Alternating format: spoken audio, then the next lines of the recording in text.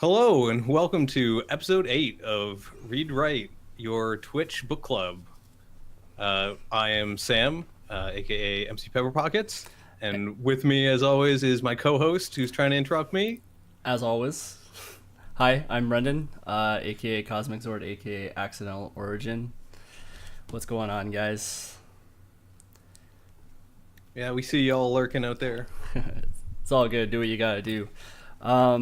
So, in point of order, I have a confession. I did not finish this episode's reading, but I got real close. Shame! Yeah, well, you know, Not that much shame. no. This book is interesting, to say the least. Something like that. Yeah, it's really different from the stuff we read before. I'll definitely give it that. Also, why didn't more places use this cover? Because this cover is hella dope, and nobody used it. I don't know. Must have been a licensing thing. But yeah, it's way cooler than this, which is what I Yeah. got the textbook version, I guess, the university press.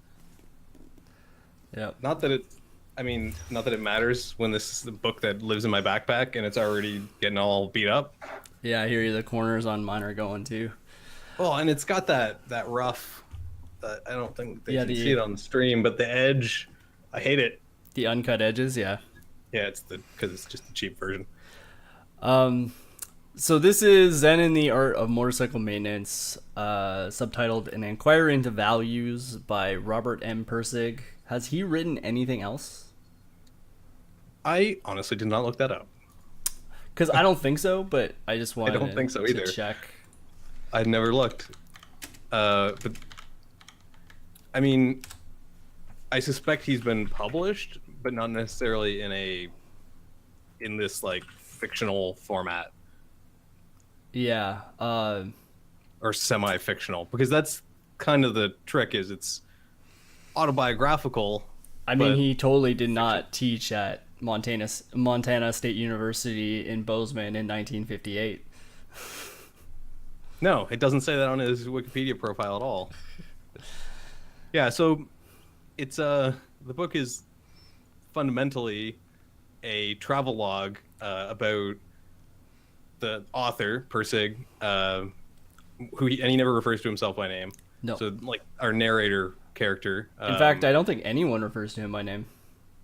no, I don't. Even his son. So yeah, it's the author, his son on one motorcycle, and then his friend John and John's wife Sylvia. Yeah. And they're traveling across the states. They are, I think, at the beginning, really just entering the Midwest. Yeah. Yeah, they're kind of like headed up through Arizona into Montana, like.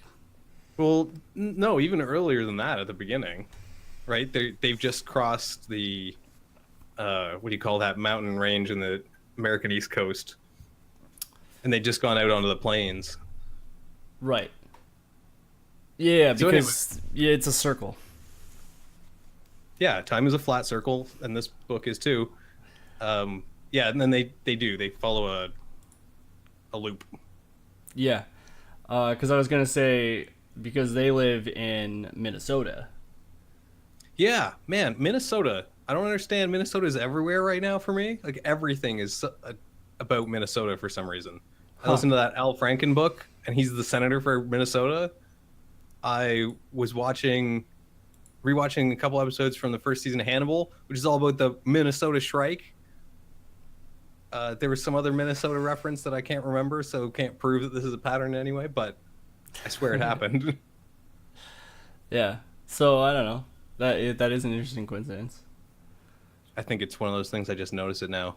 Yeah. Anyways, yeah, so yeah, they're just entering that flat land, and he goes to interesting detail in how he describes it, and that's something that's definitely going for this book, in my opinion. Is it's very well written, it's very readable. I agree. I think it flows super well, which is interesting because it's so boring. Yeah. But it's nice to read. Like it's a pleasant read because it's written really well. Mm-hmm. It feels like Fear and Loathing in Las Vegas, but like without all the drugs. Like if Hunter Thompson had gone and just covered the race and then gone home, that's this book. That's fair. Right? Except it's like all the downtime where he would have been stoned, he's just boringly thinking about Philosophy. there's a philosophy that kind of doesn't work out. Yeah. Yeah. Yeah. So in contrast, let's go back to the other book that we kind of were on the fence about, which was The Black Company. Oh, compared to this, I love The Black Company. Right? So like, and then I'm trying to figure out why, because I think our collective opinion is that The Black Company is not as well written as this book. Well, yeah, in like the actual, like we're talking like the words craft, the wordsmithing, like the nitty gritty mechanical Yeah. details of reading. like the sentence and paragraph level. This is a way better constructed book, in my opinion, Yeah, than The would Black agree. Company. But The Black Company at least had, now looking back on it, like fairly reasonable character development and like actual plot arcs that happened. But we didn't think that at the time, or No, well- not as much anyway. No, but you know what? That's kind of an unfair comparison because that's not what this is trying to be at all. That's fair. Right? Like, yeah, that motorcycle element is really just the framing story to help the author contextualize all the stuff that he's talking about. right. Yeah, Right? yeah, Like that makes sense. The whole title is just I'm pretty sure there's even a page where he says like, "Oh, it's all just metaphors, so I'm trying to make one that's concrete for people." Yeah, the Appalachian Mountains. Yeah, that's what it is. The Appalachians. Thanks, Justin.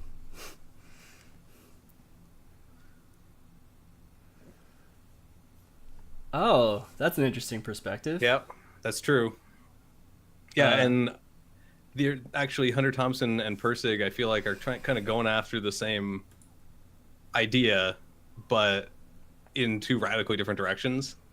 Like they're both trying to analyze the what is the man and what is the system. Yeah, I would agree with that.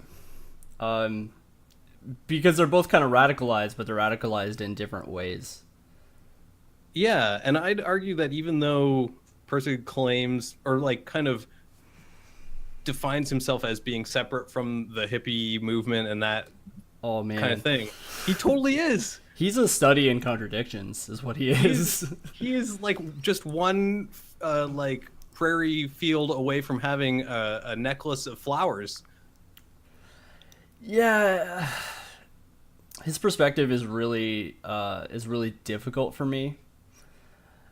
Because Yeah, he every time he's like, oh, but I kind of like he makes this like very clear distinction between sort of art and human people and technology and science people. yeah, and that, in my opinion, is a differentiation that is a false differentiation. I agree entirely with what you're saying right now. I was thinking back, especially because I just got back from Guelph recently, but the first time I went to Guelph, I stayed there for a week, and there was this awesome lecture that I attended. And I forget what it was called, but it was basically a MIT professor who specialized in artificial intelligence. And was one of the world's leading authorities in artificial intelligence. Like he lives in Silicon Valley and does consulting work on artificial intelligence for all the Silicon Valley giants, sort of thing, as well as teaching. And Right. he is a professional musician. He's played with Yoko Ono. He's done all of this kind of stuff. Like he plays multiple instruments, that kind of thing. So he was kind of like the main guest, and then the other guest they had was a published poet who was a environmental scientist, and she did a bunch of really cool stuff, including a book of found poems from her own academic papers. Yeah, so like obviously they're not separate things, or I mean it seems obvious to us, I guess. And it's something that the main character really doesn't seem to bother to actually explain. He just says, well, there are these two types of people Yeah, and they're X and Y. But my question was, he talks about John being a drummer. He's a musician, Yep. and yet I don't feel like it ever occurred to him to talk to John about what about the technical characteristics of his drums, of his instruments. Like, what about drum maintenance? What is that like? Because that's a whole thing. And I mean, he must do it. Right. You can't not. You have to learn about the mechanical properties of your instrument in order to master it. Yeah. But I agree. I think a lot of the stuff he says is very reflective of the 70s. Oh, well, not a big surprise. Yeah, but like 74, so but it does seem very pretentious. extremely. Yeah. Yeah, it's just super weird because then he kind of flips between this, like the main character kind of flips between this dichotomy of like, I'm a technologist, so I understand all of these technology things, but I'm not a technologist because those guys are jerks and isolationists.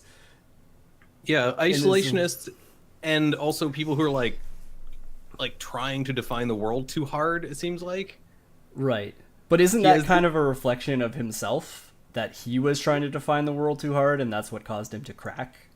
Yes, I think that he reached a point of like maximum cognitive dissonance and wasn't able to resolve it. Yeah, and he just broke. Yeah. He woke up in in a mental institution. Yeah. I don't know. Maybe that's why, is because he's it's all about him trying to resolve his own conflict. Yeah, because I mean, it's clear to us that he is Phaedra, right? Like, oh yeah, that's like explicitly stated. Yeah, I think at the very beginning he says like, I'm gonna do this thing where I'll have a conceit that the old me was technically a separate person, but don't worry, I am still the same guy. Like the same man, just a different personality. Yeah, and I actually personally feel like Phaedra was one of the most interesting parts of the book so far. You mean just as like a devil's advocate? No, actually, I think the way that he interacts with his past self is super intriguing. Yeah, it is interesting, and like he almost has to uncover his own history. Yeah, but it's even like things like when he's driving through a rainstorm and there's a flash of lightning and he thinks he sees the ghost of himself, sort of thing. Like, yeah, there's a lot of really intriguing mental escape things going on with that I really enjoy. But Phaedra's intellectual questions are kind of, I don't know if I care. They get a little, ridiculous. Like he goes into that whole chapter about Hume, and then was it Nietzsche? It was Kant. Was the other one? Kant, yeah, Kant. I knew it was someone from Königsberg. All those losers from Königsberg. So he goes into that whole thing about like, oh, how do we know that causation is real? You can't sense it. You can't see, taste, or smell causation.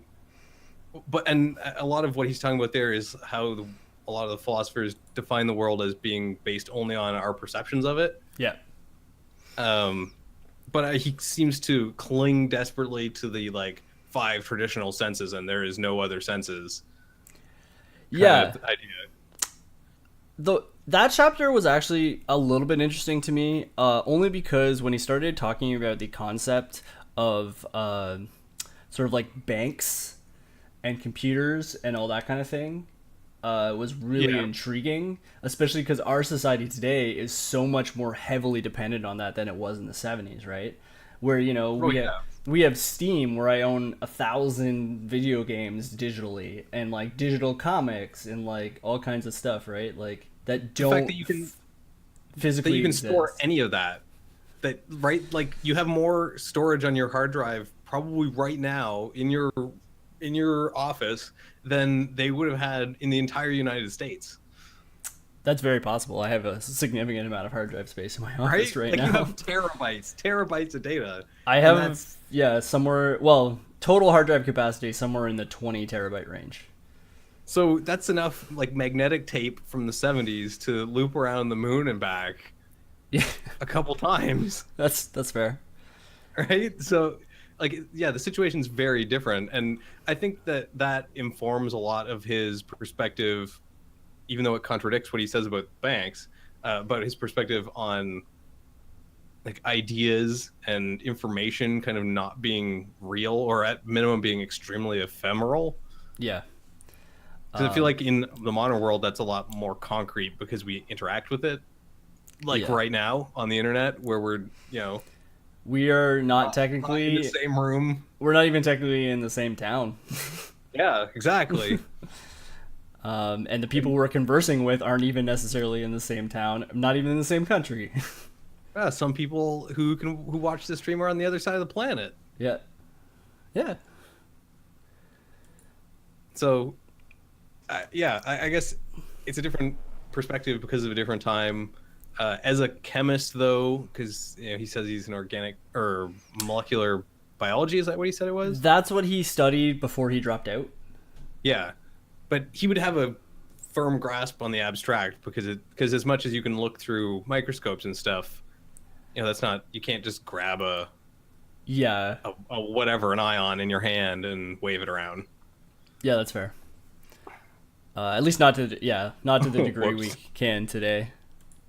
How do I give? Can I give someone permission to post a link? Yeah, it's just permit and then their name. Oh yeah. Um, Sorry about that. Sam hasn't really ever had to mod properly before, so he's still learning. So what other parts of this book did you find interesting? Like, let's talk about a couple of the interesting parts first before we get into like the whole ridiculous. Well, I loved the perspective on travel. Like, Yeah. the whole discussion on motorcycle versus car. Like how motorcycle, it keeps you in the world, whereas a car, you're always behind glass, and he equates it to watching something on a screen. Yeah, I actually really like that analogy.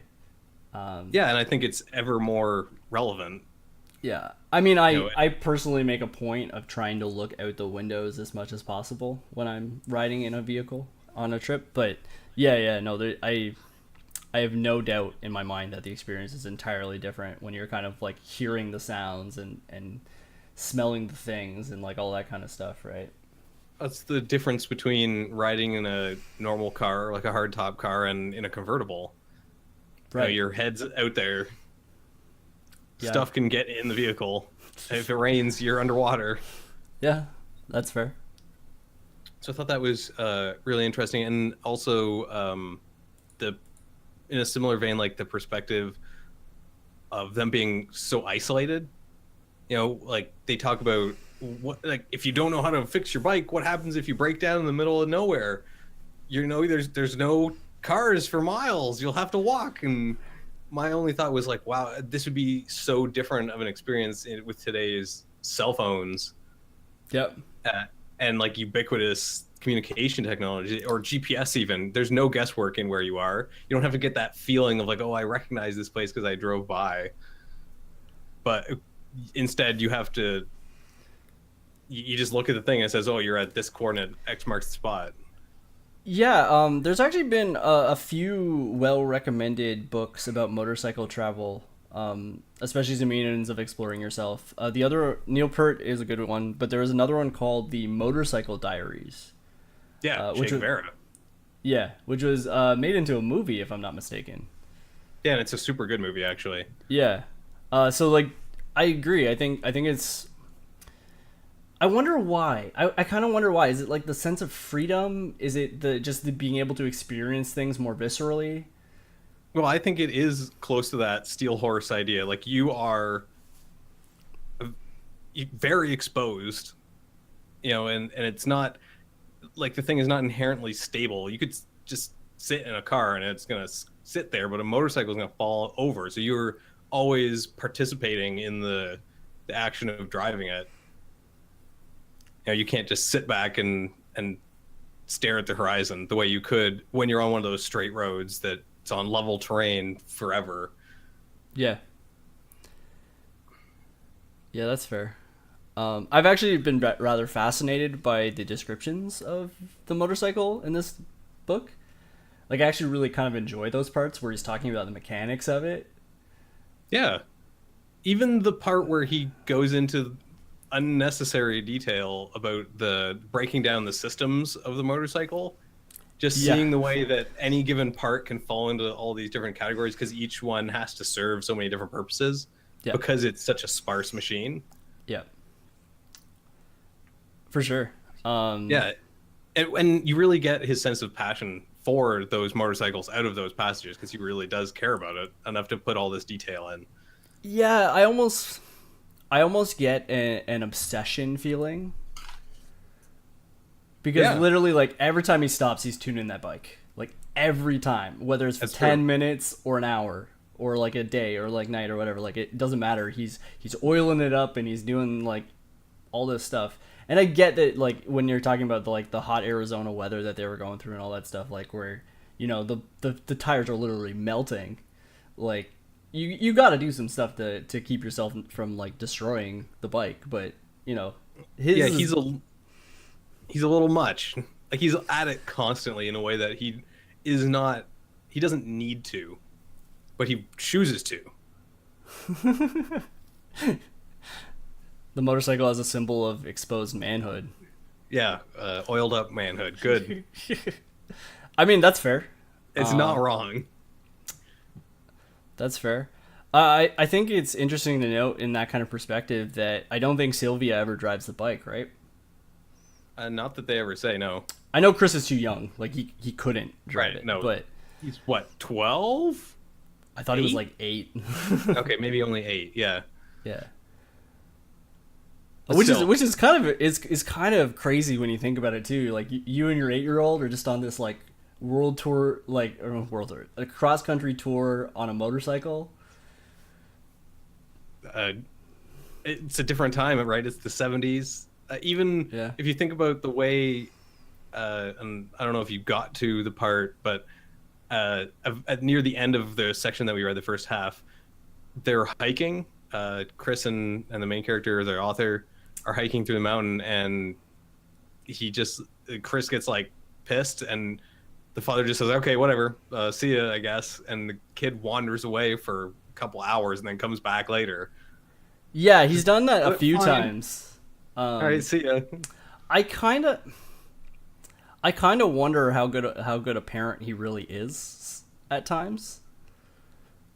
I don't know. I think he wonders that too, Yeah. although it's not overtly stated. Yeah, I think he does at one point just be like, I don't know, like when he does the ghost story and all that, where he's like, I don't know if I'm being unfair to my kid by kind of allowing him to think things that I think are untrue.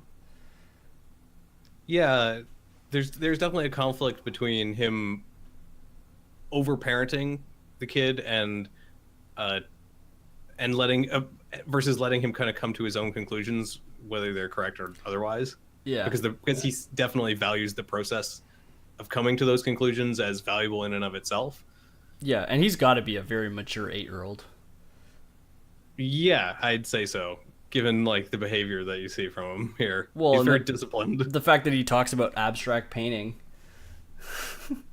when they're asking who the DeWeisses are, is like, yeah, he's an abstract painter who lives in Montana or whatever. Yeah, you don't know about these abstract paintings this man does and his sculpture. Yeah. Yeah, Well, and sorry, Justin makes a good point in the chat about the motorcycle gangs as veterans, and that's certainly relevant here because the author he's a Korean war describes vet. his time in Korea and getting to know the locals there and doing something similar, traveling across the country. There, sort of as a formative exercise. So one of the main lines that kind of set me off as being really janky was when he's talking about his experiences in the war. He was talking about how society is kind of changing and becoming more modern with all this stuff, and how their wars are more morally correct than they were in the past, or they were when humanity was very, very young. Yeah.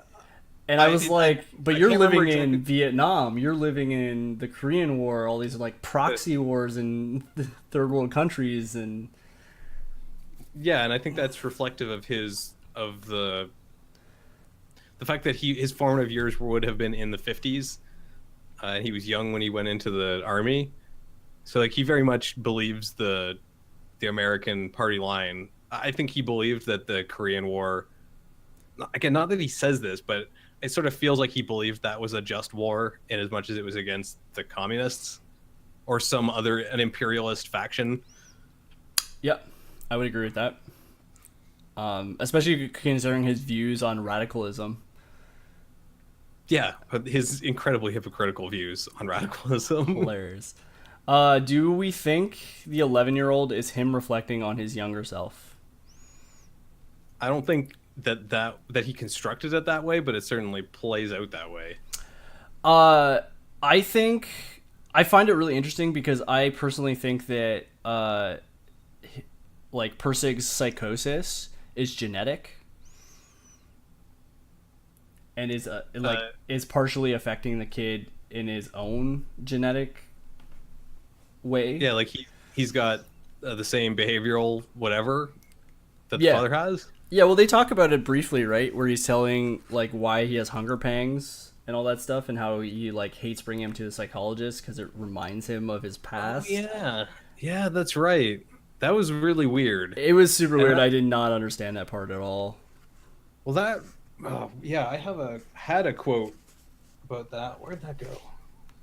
And it was all like he makes a really weird statement about mental illness. Yeah. Which is interesting because you'd feel like you would understand mental illness a lot better than most people. Yeah, I can't find.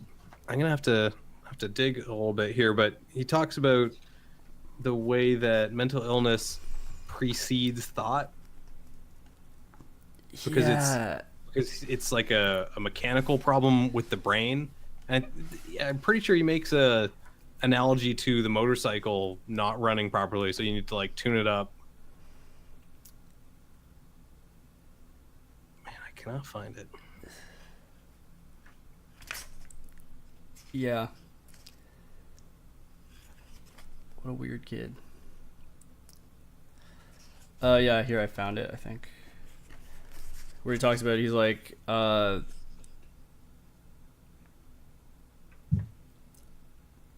do you suppose he really has stomach pains? And then Percy goes on to say, I'm sure he does. He's been examined a half dozen times for it. Once it was so bad we thought it was appendicitis. We were on vacation, blah blah blah. I was just getting my engineering proposal for a $5 million contract. Yeah, you just gotta slip that in right there when Yeah, you're talking no, about your don't kid's worry. illness. He's not a big deal or anything. No time and no patience and 600 pages of information, blah blah blah. I think he was just trying to explain why he was frustrated and angry on the trip, but still, it's a little arrogant. And he was screaming, and they couldn't. So Chris was screaming, and they couldn't touch him, and brought him in the hospital, and they found nothing.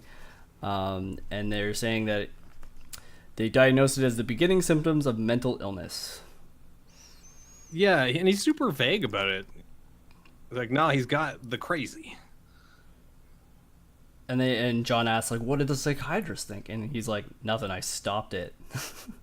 Yeah, well, and it's way more about him than his son at that point. Oh, totally. It's definitely Yeah. his own personal hang-up. It's on page 66, by the way. Oh, I'm looking way too early. Or late. I mean, that's why. Yeah, it's super strange. And I was thinking about it because, like, there's a few moments in this book that he talks about things that probably would have been relevant in the 70s that I don't necessarily understand. The psychiatric treatment he talks about is one of them. The other one is that type of oil he uses that's supposed to be superior that I've never heard of. I don't remember. I remember him mentioning that, but I just don't remember what he called it. Yeah, it was some sort of chemical compound. And then the third thing that I didn't understand was what the hell is a Chautauqua? The Chautauqua? He describes that in like very close to the beginning. It's a traveling circus. No, it was No? like a. I thought it was like a walkabout. Like it's an exercise in explaining, like finding your meaning in the world. It's a well, I found the page. It's a traveling tent show that used to move across America. Oh right, yeah, no, sorry, I'm totally wrong. I'm thinking of something else. Yeah, they were like traveling, yeah, university lectures basically. Okay. So this entire story is a traveling university lecture? Right, yeah, because it's him on motorcycle lecturing himself basically on all this stuff because he's trying to figure out. Yeah.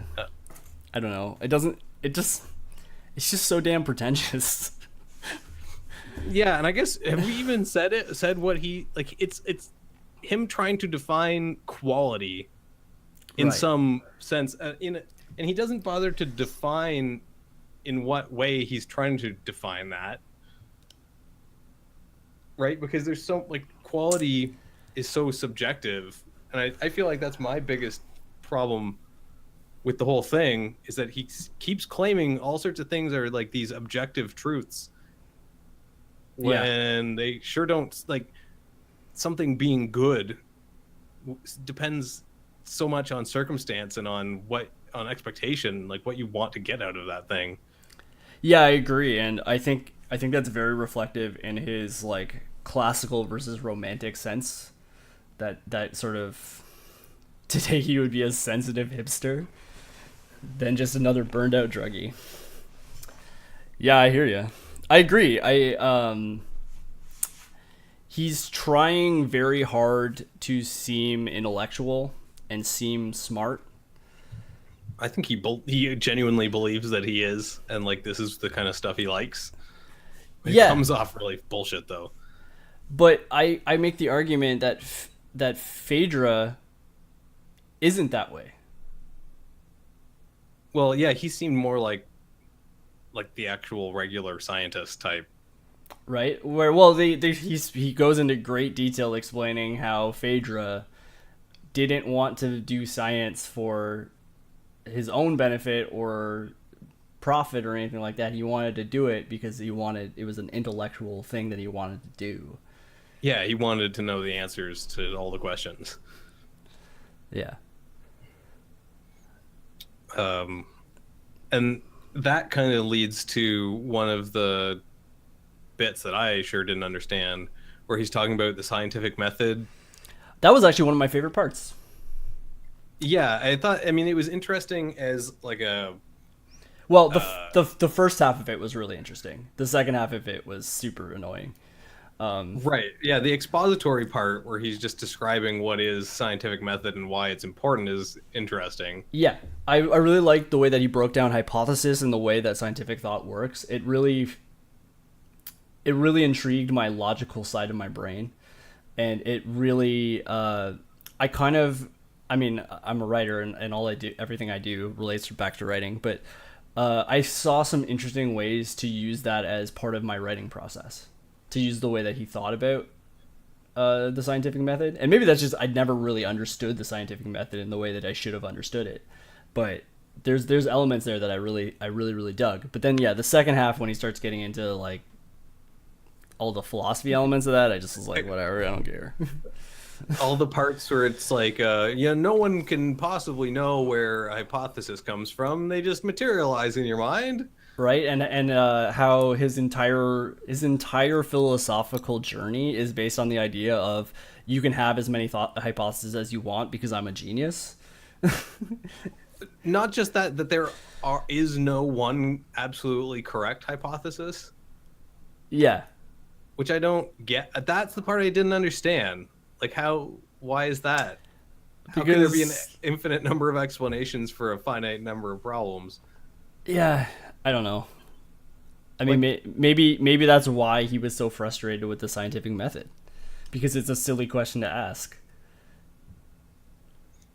But I don't think it is. I don't feel. Maybe I just fundamentally misunderstand what he's saying, but like, I don't think there are an infinite number of valid hypotheses that can be proven to be true. I think the way that he's looking at it is sort of from a that sort of systems breakdown that we were talking about before with the motorcycle. And those, I think Yeah. those were together, by the way. I think those were pretty much together. Where he's kind of describing of like, I'm, what I do in my scientific method is I create hypothesis within a hypothesis. I start with a general problem and then do a hypothesis to test it and see if that works. And if not, I create a secondary hypothesis and then I keep creating hypothesis out in this giant web of thought. And there's a certain amount of validity to that, but I agree with you. I think at the end of the day, like you're still answering a single question.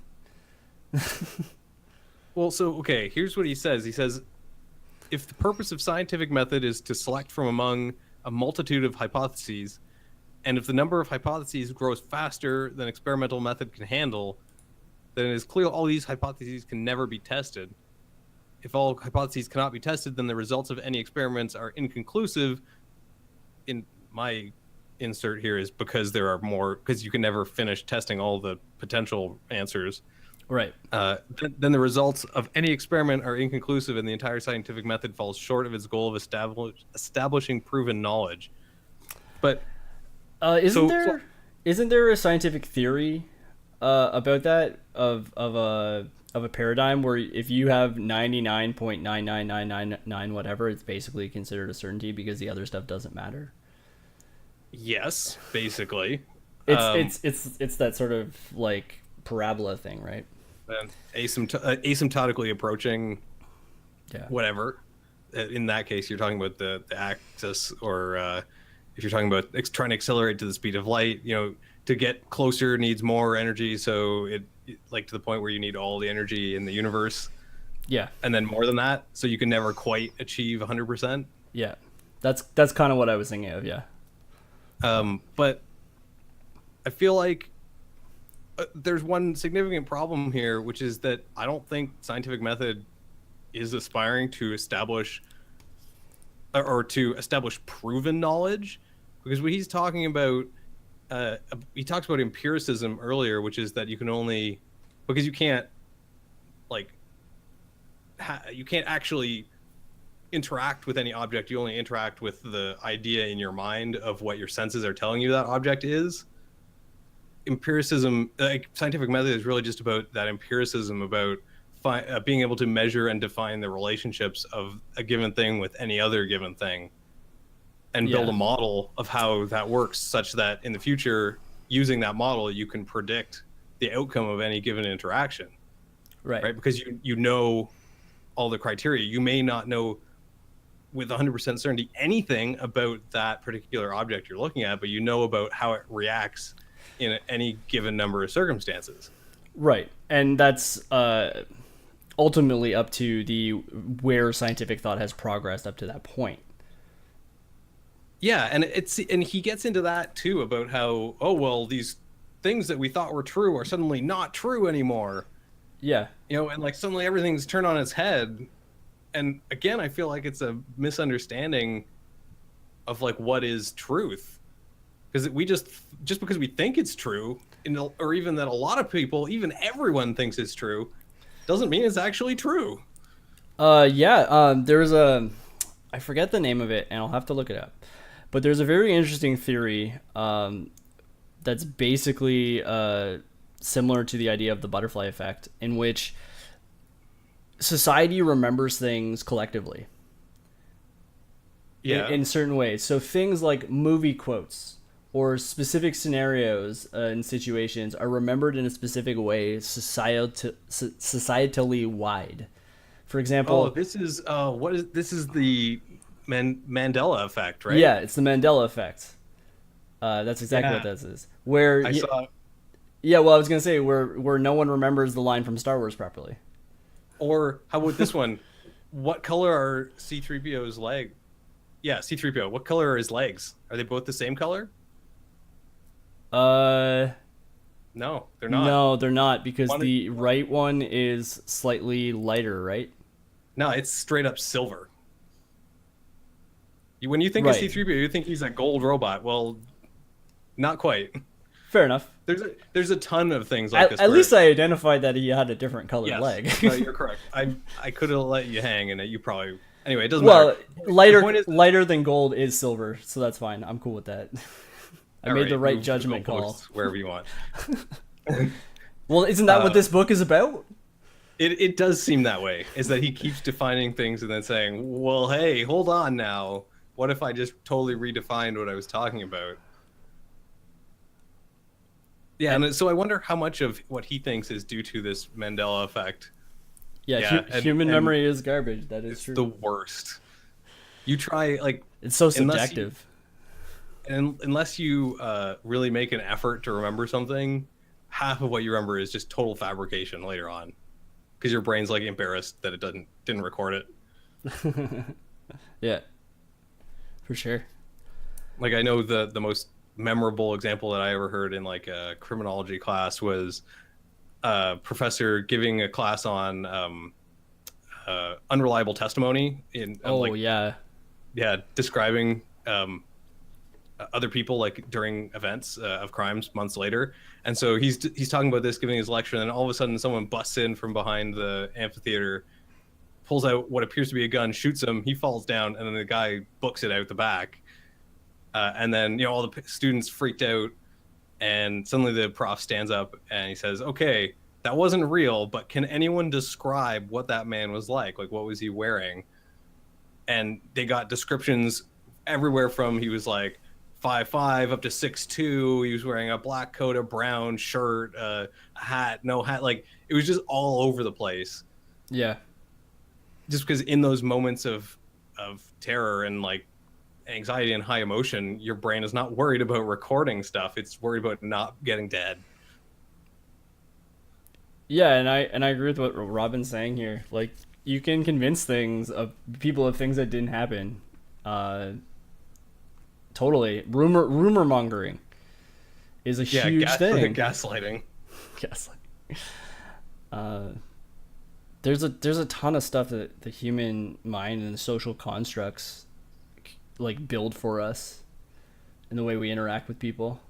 I don't know if you ever had that feeling where like you're good friends with somebody, and I'm not describing you, where you're good friends with somebody and then someone else is like, "Oh, I hate that person. They did this terrible thing to me," and you're like, "Well, how do I like?" And it's one of those things where you feel bad for that person, but you don't necessarily justify feeling bad or like not having this friend anymore because it wasn't something so heinous that you're like, no, I will never talk to you again. Yeah, I know what you're saying. Well, I'm saying like sort of the thing of like, I have a friend and then one of my other friends comes and says, oh yeah, I don't like that guy because he slept with my girlfriend. And it's like, I don't super consider him a terrible person for that. But, like you get that weird feeling of like, what do I do? Like, do I take a side? Yeah, and it's the circumstances where you're kind of compelled to take a side. Oh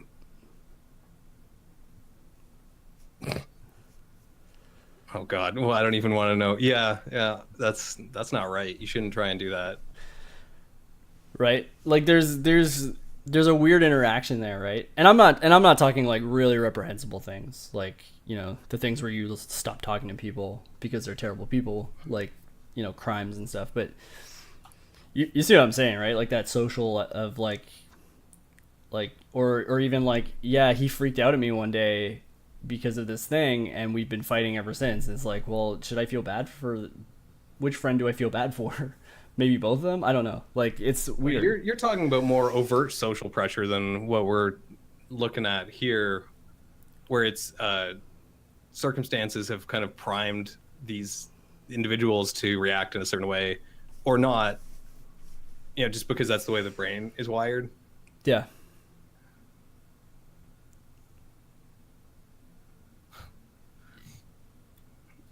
Yeah. It's weird. So we've covered most of the philosophy stuff that's happened so far in the book, right? We've covered a significant part of it. One thing we definitely did not touch on was you got to the part where he describes the nature of underlying form versus reality. You mean people can be assholes? Yes. Yes, they can. What? Never met one of those. I don't know. And part of that is what this book is exploring, right? Of like, he doesn't even remember his past. So he's still dealing with the effects of people judging him for his past, and he has no interaction with that past other than in fleeting memories and their judgment. Even like his friend, the painter that they meet in the mountains, Yeah. like his big fear there is that he's meeting this guy that thinks he knows him, but now he's like a different guy. I'm very confused as to why he has such, and maybe this is just a sort of a, I think it's mostly due to a social change, but I'm very confused personally as to why he's afraid of talking about his mental illness and what happened to him. Well, I think a significant part of it is that he genuinely doesn't remember it because he mentions multiple times that he got electroconvulsive therapy or electroshock. And that will, I mean, like the idea, as far as I understand it, is basically to like clear out a ton of connections in your brain and then let it reset itself in the hopes that it comes out better the second time. But, you know, you lose big chunks of stuff that you remembered and bits of personality because you're rewiring the brain, you know, which accounts for all those things. Yeah. But I think that a lot of that, yeah, I was gonna say, like, I feel like at the time there was a significant stigma with that there isn't today. Definitely. Right? Where, you know, like, I've dealt with mental illness in a certain sense. Like, I've had anxiety and some bouts of depression and stuff, and I deal with ADHD and all kinds of things that were not even around at the time. Like, there's stuff, and that's totally true, Robin. Another one of my good friends, whose name I will not mention, also has had some severe anxiety to the point where he wasn't able to leave his house for a while, and that severely destroyed his memory and his ability to recall things. So he has very little short-term memory anymore, and like lots of stuff. So he's literally a different person now. Wait, where am I?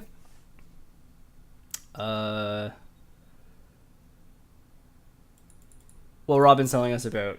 No, that was a joke about not having short-term memory. Oh, sorry. You missed it. Too slow. My bad.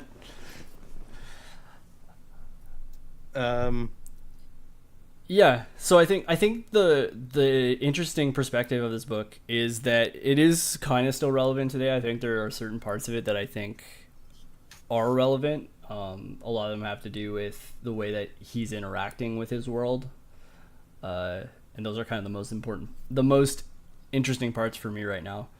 But I think there's a lot of this that's just built on old stigmas that are just not relevant to us anymore, and a lot of that has to do with the way that they interact with technology. I was thinking today when I was reading those parts of this sort of dichotomy he set up, right, of art versus tech, and we're broadcasting on Twitch, and I'm creative. Yeah, and I'm a creative streamer. I literally spend all of my day with artists who are using technology to further their art, who are digital illustrators, who only use a computer to make art. Right? Like, yeah, there's... we've kind of hit a wall where you can't see them as different anymore because they are so overlapped in, like, not even just day-to-day activity, but like moment to moment. Like, when I whip out my phone, like what is the screen design of that say? What's all the graphic interfaces that we have? They were all designed by some graphics artist. A really good example, but something that isn't talked about a whole lot. Industrial design. How much schools of thought have changed in industrial design since the 70s? Of like the iPod and the way that the iPod worked, and the Apple phenomenon, and like all this other like way that technology is packaged. Yes, I think that's an evolution of marketing in a greater extent than to the nature of like design. Sure.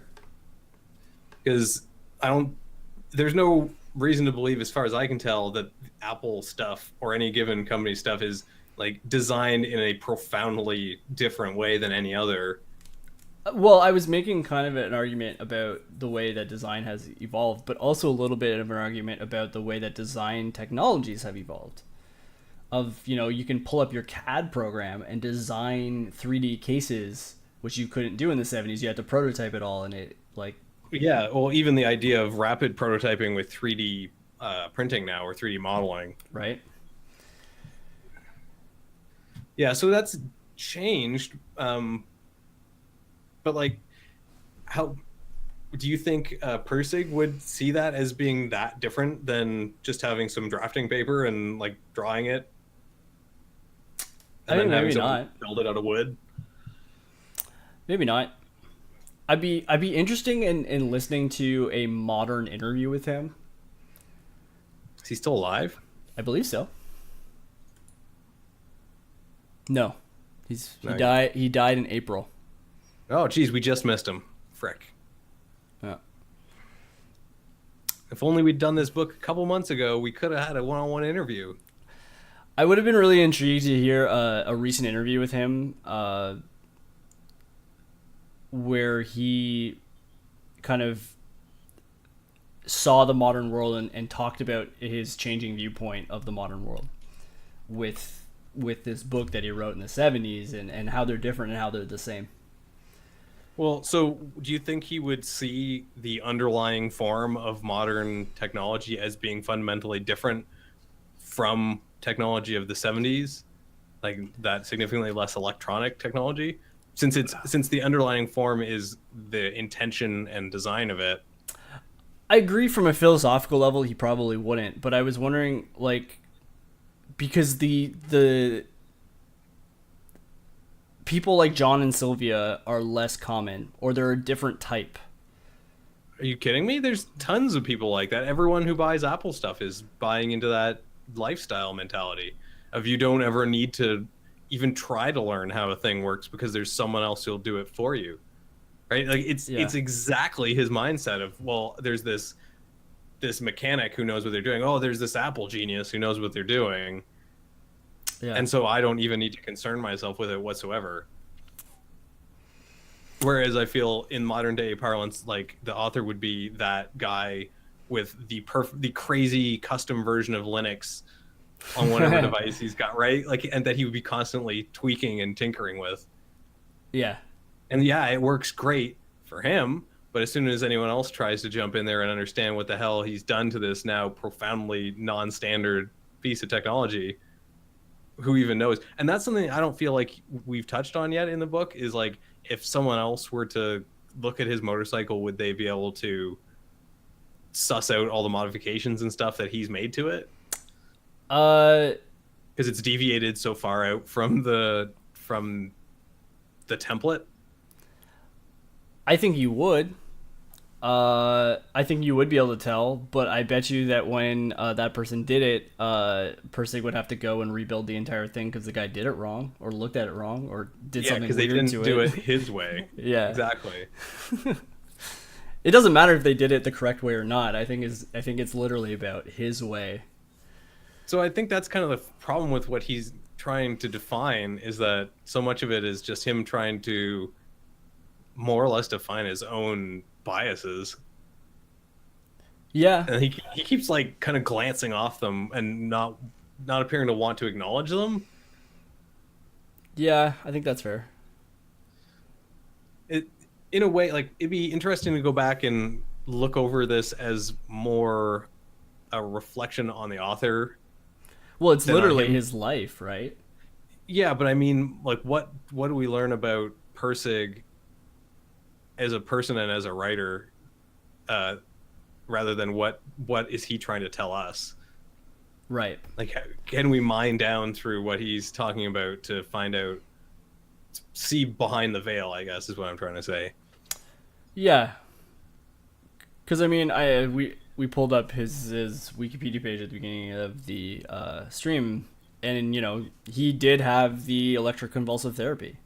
He did have that stay. He did have a son named Chris, who was actually stabbed to death in 1979. Oh shit, that's fucked up. He got mugged outside of university. Ugh. Yeah. Maybe he was right after all. Universities suck, apparently. Yeah. He did write a second book. It came out in 1991. Yeah. It's like a spiritual sequel, I guess. It's called Lila, An Inquiry into Morals.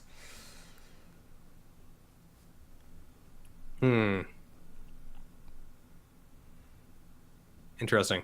I'm afraid I don't think we'll be reading that for the book club. No, but it might be something interesting to check out on my own time, of like, maybe this is more modern and maybe I'll understand this one better. Certainly, but I mean, it's not like he's delving into a more concrete study here. True. If you're talking about morals, like how do you even begin to define that? Especially since we don't necessarily agree with what he considers morals in the first place, like his stuff about war and like certain other things in this book, right? Yeah, okay, so that whole war thing was really weird because that was such a talking about- one-off line too, where it's just well, like, no, so he was making like really oblique reference to the theory of just wars. yeah, Of there's a Latin term that I can't remember off the top of my head, but it's just wars versus justification for wars. right,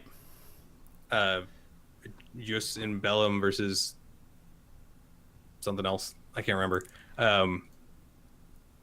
And that's a thing in a political philosophy.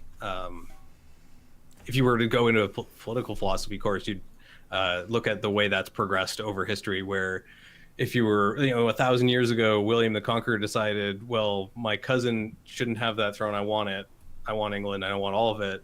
And so he just basically took it because he knew some rich people. yeah, And then, say 1,000 years after that, even into the Second World War, like even Hitler had to come up with excuses, right? Like he had to convince people that he should be able to conquer all this stuff, even if theoretically he could have just gone ahead and did it. Like he was immersed in the idea that their justification is required. yeah, So even the idea of what is sufficient to justify a conflict has changed and escalated. yeah. And I Can't just be insulted. I think this book is really interesting because it was written like during the height of the Vietnam War, right? Like, Yeah, because this was published in 1974, but like he would have been writing it in like the late 1960s, right? Yeah. Okay. Yeah. Because I was just looking at like if this was when this was relative to the Tet Offensive, which is that humongous attack where the North Vietnamese like basically kicked the crap out of the Americans for a month. Okay. And it's significantly after that, but that was in 1968. Yeah. So yeah, he would have been writing this not long after that event. Right. And like he hasn't, again, because it was such a like very small part of this book that we're discussing right now. But I just thought it was a fascinating line. But he's never talked about the more modern wars yet. He's mostly just talked about the Korean War. Well, Korean War is certainly a modern war. Yeah, but I guess I meant specifically he hasn't talked about Vietnam yet. Is kind of my point, which would have been happening during the events of this book. Yeah.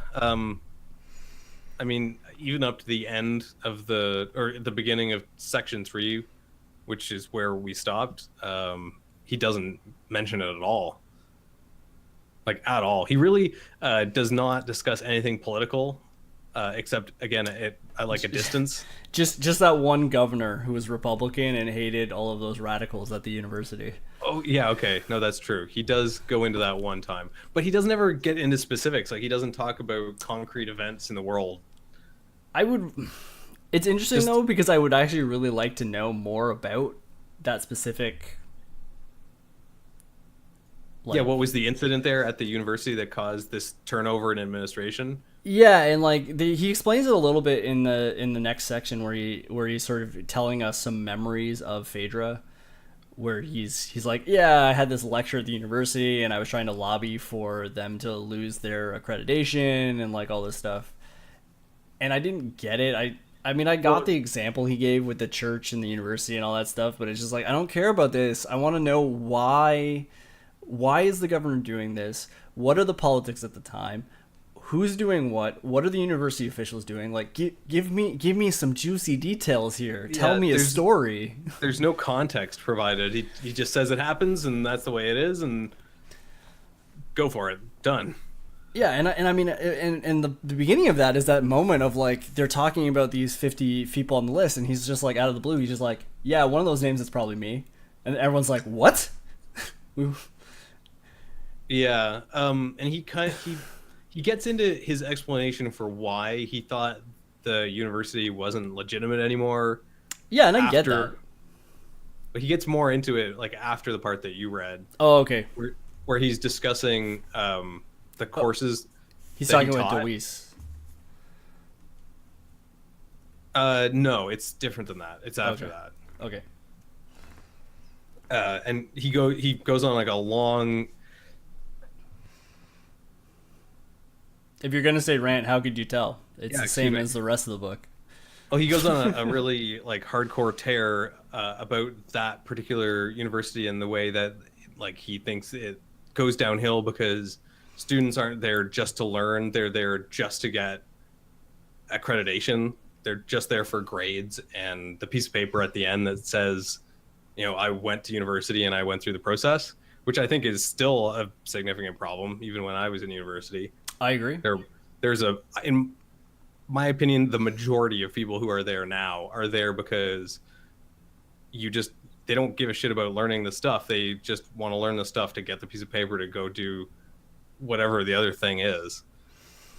Or even just because that's what you do. Like Yeah. there's this expectation that you get pushed through that system. I agree. So what the author decides to do as a teacher is in his course, he talks to the students about eliminating grades, Okay. like completely. So like you can do the papers or not, you can do the things or not, like everyone will pass. But what he finds or what he posits initially is that the people who aren't actually interested in the subject will stop showing up because they are only motivated by validation, by these ego goals, as he describes something later, but it's the same thing. I think he's right. He's totally right. And what's really interesting, in as much as he sort of proves himself, or he puts out evidence to show that he is correct about what he thought. So take that with a grain of salt. But at the end of the course, he goes back and he polls the students on who liked that system versus who would have preferred to have grades. And he found that the people who would normally be the highest graded students preferred the no grades system vastly out of proportion to the people who performed very poorly or would have been graded like a D or an F. Interesting. Because in his mind, he thinks it's because people who get those high grades get them because they're already predisposed to being interested in the subject matter. So they're already spending the time and effort on that subject, such that getting a high grade isn't extra effort. That is just what they would already do. And so those other people who would fail out will just naturally lose interest and leave, and in his mind improve the system because it will be more about the pursuit of pure knowledge. Right. But And this subset we're talking about though is the subset of people who haven't already left because there's no validation. well, he's saying that those people who require the validation and aren't there for the pure knowledge would be weeded out purely because they're not receiving Right. the thing that they need. But then he goes on to say those people will naturally leave, they'll go get a job, and eventually they'll get bored with that, and something will compel them to find some interest, and then they'll have to naturally stumble upon this thing that they're interested in for its own sake. So it's Yeah. like this circular reasoning that, you push people out such that they can learn that they should already have believed the thing that he believed at the beginning. Yeah. And as a student at the back of the class who definitely failed significantly more university courses than he passed, I actually think a knowing grading system would have been super beneficial for me because it would, personally speaking, it would have eliminated all of the problems I had with anxiety and deadlines and stuff like that were causing the problem in the first place, and allowed me to just learn. Just the pressure of having to reach some certain threshold that's arbitrarily set. Well, that I couldn't even set because I didn't have the right tools to be able to do it. That I didn't know about because high school was so easy that I just blew through it. You know what I mean? Yeah. Like it's That's a whole different problem. Of the ADHD kid doesn't get noticed because he's an honor roll student. You know, like he never failed a course in his life, so there was never a problem that needed to be fixed. Yeah, and like all those points are valid about the university as a business, and he definitely touches on that. Yeah. And that's one of the main reasons he quits, is because he doesn't want it. He doesn't care about the university making money. He cares about educating people. Yeah, and I mean that's a huge part of that analogy he has of the church, and what the church stands for is the university accreditation and the university as an intellectual place versus the university that teaches people and will continue teaching people. Accreditation be damned. Yeah, the process of education is in his mind the university is the informational university, the idea of the university that's separate from the building in which you attend classes. Yeah. And but yeah, I would have loved gradeless classes because it would have allowed me to take the stuff I was interested in and just do the learning and have conversations. I mean, that's part of what drew me to Twitch in the first place, right? The ability to sit down and have a conversation like this with people that I've never met before. Mm-hmm. Yeah, it's pretty great, and he talks about, and that's actually a big thing about of what he's talking about. Is at first the students had no idea, like they didn't understand how to react to this because they're so used to being pushed through the system, and the expectation is that they think, or that they should try to reproduce the way their teachers think because that's the best way to reliably get good grades. That's true. Because as he says, if you produce a creative solution to a problem, you don't, like, it may be a good solution as far as you're concerned, but you don't know whether that's going to be evaluated as good or bad by your TA or by your profs. Yeah. Whereas if you present an idea they already agree with, then you can be far more certain, that they're going to grade you well because you're feeding them back the pre-digested stuff they fed you. So always look up your TA's paper. Yeah. So you know what it says and you can use it on your essay. I'm not joking. It If sounds you can funny. go back, you can go back and find papers that received a high grade and see what's similar about them. Like, did they all make the same argument? Are they all using the same writing style? Yeah, and that's the part of academia that drove me nuts. Mm-hmm. Because I couldn't do that. Like, not that I couldn't figure out what the teachers wanted and stuff like that, but I just didn't care about what they wanted. I cared about making an interesting and logical conclusion, and so I made the ones that I thought, and I made great leaps of logic that all the teachers were impressed with, but they hated my arguments because I could never follow them. I could never support it properly, Well, I mean, that kind of sounds like maybe a separate problem. Well, whatever. I'm just saying. I definitely did a little experiment in university. I had 2 courses that had a project, not a final or major project, but that were almost identical. And I definitely submitted the same paper to both. Yeah, that's right. I committed academic fraud, a very small one, to see what would happen. And I got extremely different grades on them, even though they were 99.9% the same topic. Is that academic fraud? I mean, you technically did all the work. I did all the work. I didn't plagiarize it, but you're not supposed to submit the same thing for 2 projects. Okay. You're not supposed to be able to like double dip on your own work. Oh, fair enough. Anyway, it's pretty minor, and I don't think they're gonna get me. Well, I was gonna say I don't think that's I'm gonna kick you out of university offense. More of a you failed this paper offense. Yeah, they're not gonna swat me and take my like diploma off the wall. Yeah. But anyway, my point is that that kind of thing is extremely subjective. What if you don't mind me asking, can you expand a little bit on that, the two different grades, and like what the professors thought were different? Well, the professors definitely never saw it. It was all Oh, TS. Uh-oh. yeah, it was all, whatever. You know about this already. Uh, no, it was just a paper on a different an effect on like English society in the 18th century of different things, and they were two courses that were basically on the same time period and were both about that kind of sociology and socio-historical effects. Okay.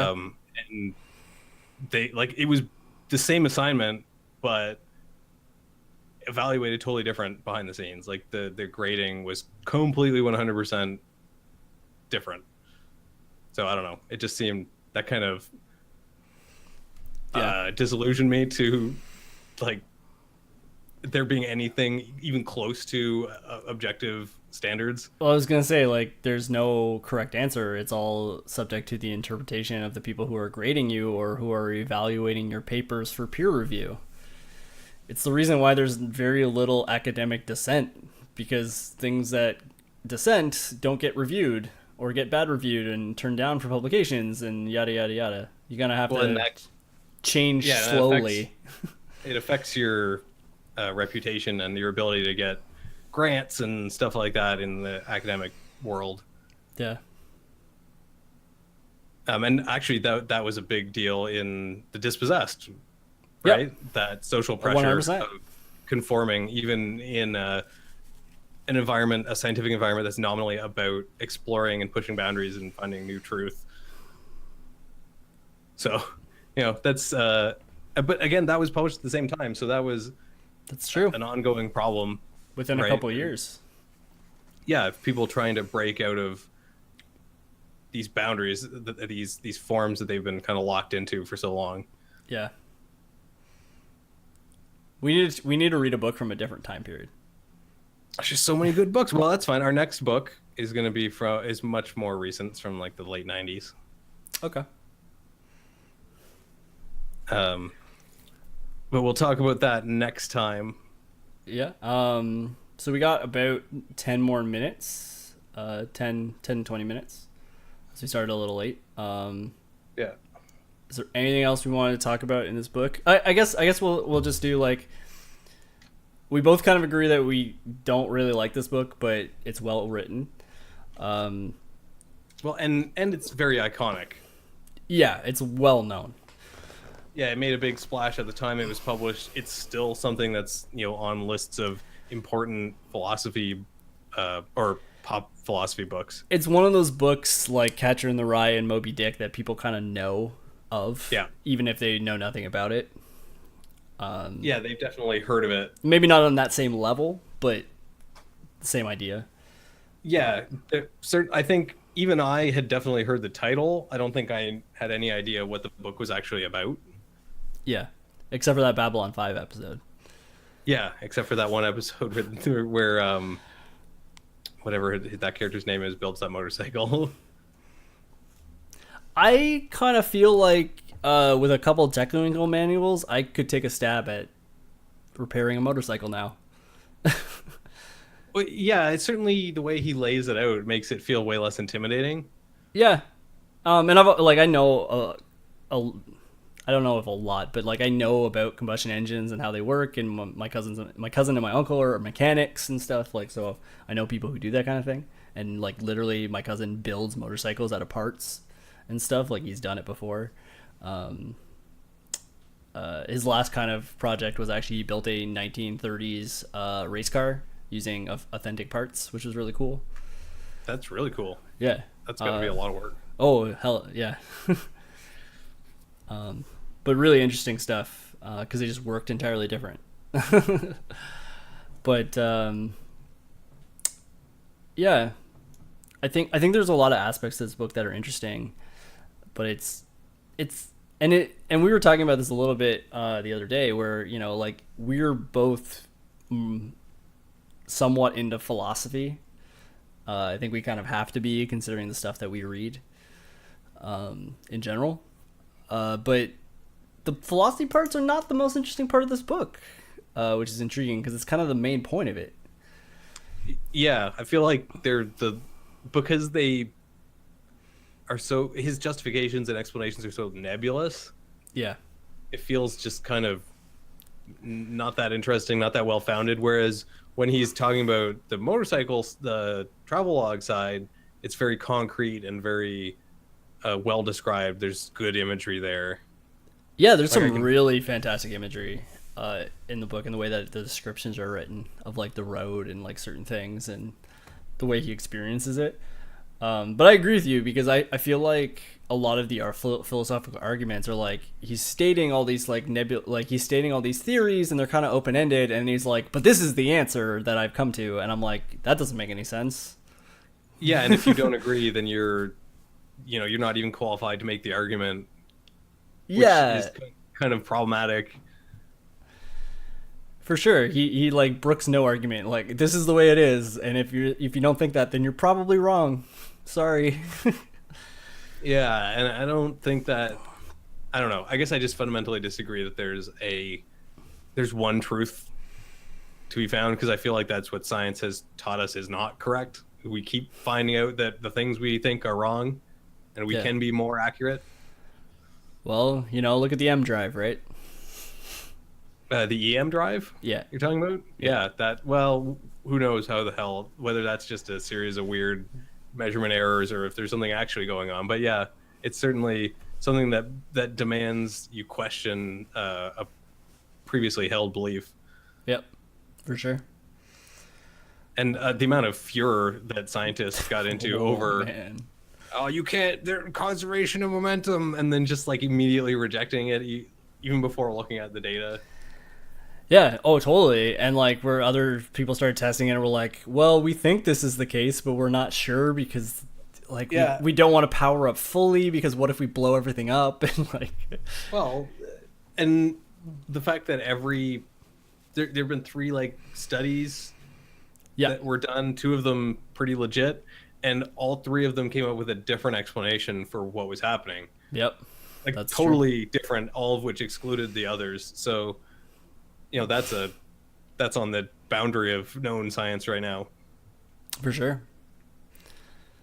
And then last kind of thought I had when we're talking about the sort of Hume Kant thing, how does virtual reality fit into that? Yeah, so I guess the Matrix problem. Yeah, it is kind of that. How do you ever know that the reality around you is real? Because if you're just feeding senses into your brain, then it would not be able to know the difference between... It's the brain in the jar. Yeah. Conundrum. The brain in the jar in Texas. How do you know that anything you're perceiving is real? Because it's just being fed in through nerves. And then you build a simulation of the world inside your own head. I don't know. It's not really an answerable question. It's I think, therefore I am. You have to just assume that your thoughts are real, at least. Because if your thoughts aren't real, then like you can't know anything at all. Yeah. I think if we wanted to at some point delve deeper into similar topics as this, but in a much more interesting way, I feel like we should do a Borges book. Like, which one? I prefer Labyrinths, but any of them really. But I know that specifically that there was a story in Labyrinths that I didn't actually read, but we did talk about it in my English class in high school, that was literally all about him being a different person in the character being a different person in every single moment, and able to separate his memories into frames, basically. And like, it's really weird and really cool, and I think you would dig a lot of the philosophical thought experiments in that book, because it takes all of this weird philosophy stuff that we're reading in this and just puts it in a really cool, really weird, like, science fiction fantasy setting, and like plays with it till it's done. Yeah, that sounds really neat. Like, yeah, because memory informs so much of personality. Yep. Interesting. Yeah, and Um, it was kind of described to me as like the character thought that it was a different dog every time, even though he was interacting with the dog the entire time, because it was fundamentally a different instance of that dog in that moment. Like, yeah, it gets really weird. Like the, the continuity of self. Like, yeah, how do you know? exactly. Interesting. So actually, on that same vein, I was just reading another John Scalzi book called Agent to the Stars, Okay. in which there are aliens who can exchange memories, and one of the questions is like, what is personality if like to reproduce you just remix memories? Is that a new person, or is it just a extension and duplication of that other person? I don't know. It's an interesting question of identity and how does memory inform who you are? And yeah, Scalzi's amazing. I have not read a Scalzi book. Didn't you? I thought you read Red Shirts. Nope. I guess not. No, you should. You'd love Red Shirts. I would. It sounds amazing to me. Yeah, I probably like Old Man's War as well. Old Man's War is exceptional. Yeah. Yeah, I feel like if you were gonna read some good war books, like Old Man's War, Forever War, and Fur War is amazing. and Starship Troopers. Those like are three that just need to go together. Yeah, we don't have to get into too big a detail here because it's not the right stream for it, but there is a Forever War comic book adaptation that's being published right now. Oh, interesting. And I have not read Collapsing Empire yet. That's on the list. Looks very, very interesting. So Although maybe that might be a good book for this. I was gonna say if you haven't read it and I have obviously not read a Scalzi book, then maybe that would be a good one. Yeah. I don't know how long it is, but I bet it's not that long. Because most of his books are not super long. I feel like he's a very Philip K. Dick kind of writer in that sense. Cool. I like that. So yeah, add it to the list and we can discuss. So yeah, this was like the first piece of like general fiction we read, right? Yeah, that's not a explicit fictional world like.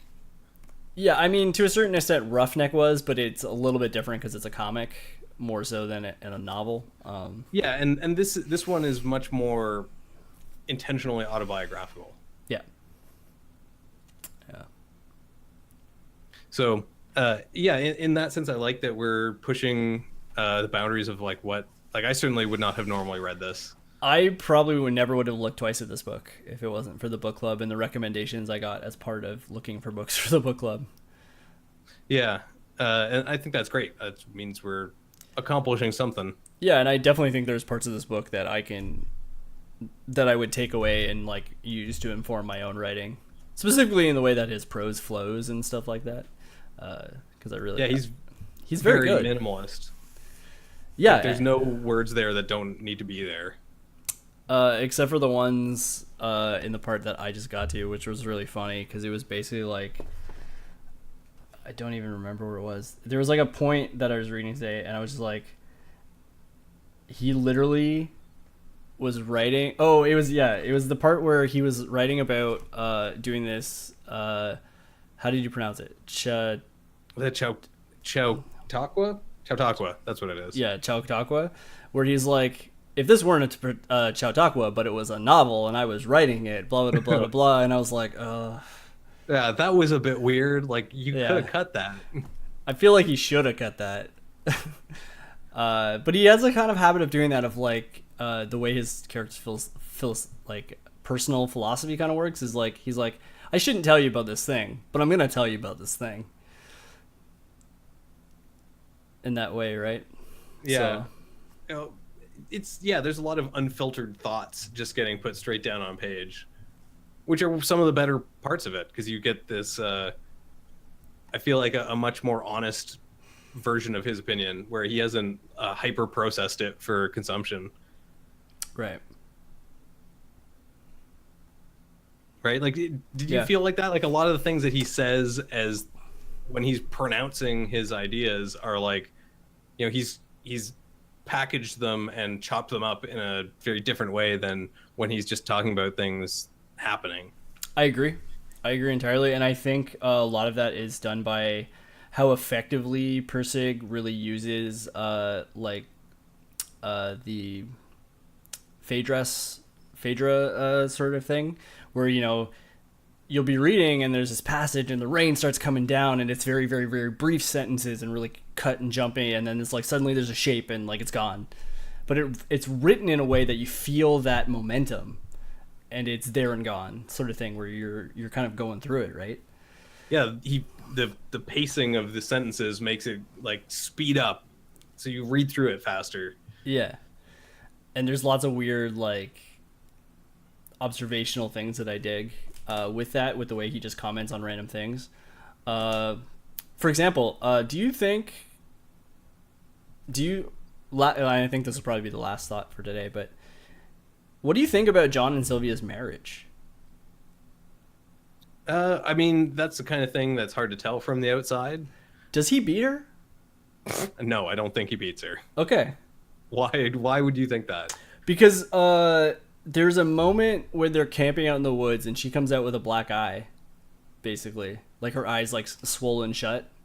And she's I thought like, she got bit. she said she got bit by a mosquito, but I didn't exactly buy it. That's all I'm saying. Because their marriage was kind of on the rocks in the early parts.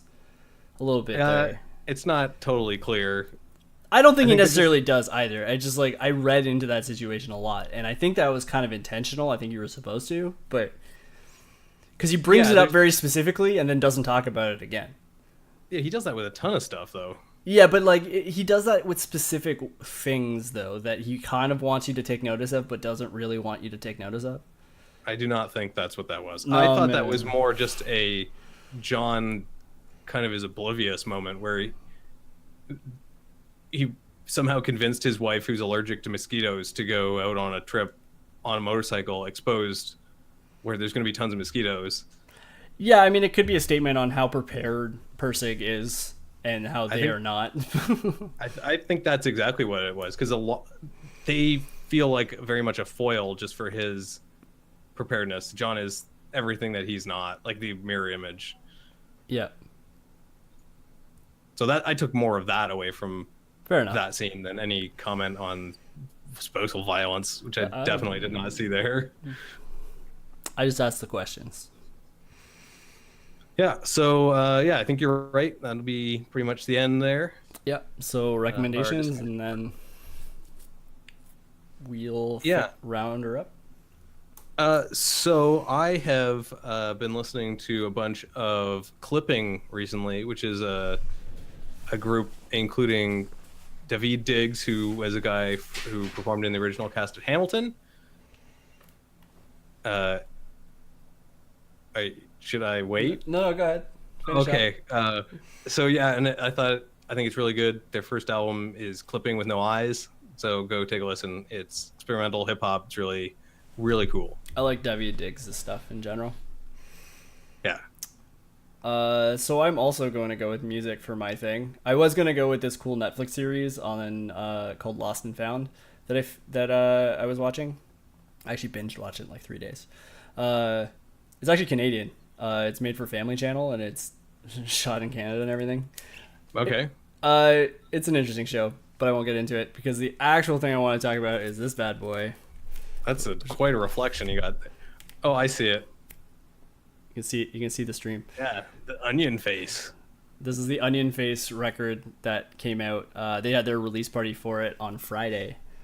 I picked up this bad boy. It's some vinyl right there. It is vinyl. It's really good. It's really good. The show was really good. They're a great band. You should check them out. And they wrote... I was going to say, Steph, the lead singer and guitarist of Onion Face, wrote the theme song for this show. Wrote and performed the guitar part. The guitar part. So yeah. Yep. So we support our cool. buds. Onion Face, really great.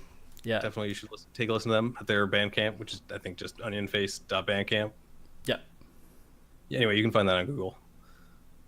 And I always link to Steph's Twitter in the show notes, so take a look there. Yep. If you do need that. Cool. So yeah, that's 90 minutes. So yep. That's the end of the show. So you will catch us next time reading or talking about the second half of this book, the ending half. Yeah. And that will be on, what are we looking at? The 17th of Yeah. July? We decided the 17th. Yeah. Yeah, there's no long weekend or anything that week. We always seem to manage to pick like dates that fall on events. It's inventory weekend. Oh, I knew there was something. Oh, that's fine. That's fine. We'll be all right. That won't affect this. No. All right, so folks, yeah, so you'll see us on the 17th of July, 8 p.m. That's a Monday evening, obviously the most convenient time for everyone. Yep. And you can check out Brendan streams every week, Sundays at 12 p.m. Eastern Standard Time. That I do, and I'll be on this Sunday, day after Canada Day. Yeah, and so you can follow me at MC Pepper Pockets on Twitter. And I'm at Freak Lab Mishap, soon to be at Accidental Origin. No vowels in the accidental. You'll see. It'll be linked below. You'll be all right. Yeah, just click the buttons. So for the book club, I guess that's a good night to everyone. Yep. Thanks for hanging out, guys. We really appreciate it. We'll be finishing up this bad boy and then moving on. And announcing our next book, which I'll hint the author's name ends in Sedaris. So, you have a 50-50 shot. Yeah, there were like 7 or 8 siblings in that family. It could be any of them. Do all of them right? One of them's dead, so no. Well, I know 2 of them right, but Two anyway, of them, yeah. Not important. We'll get back into So that much, next time. what a mystery. See you all later. Thanks for hanging out. Bye. See you later.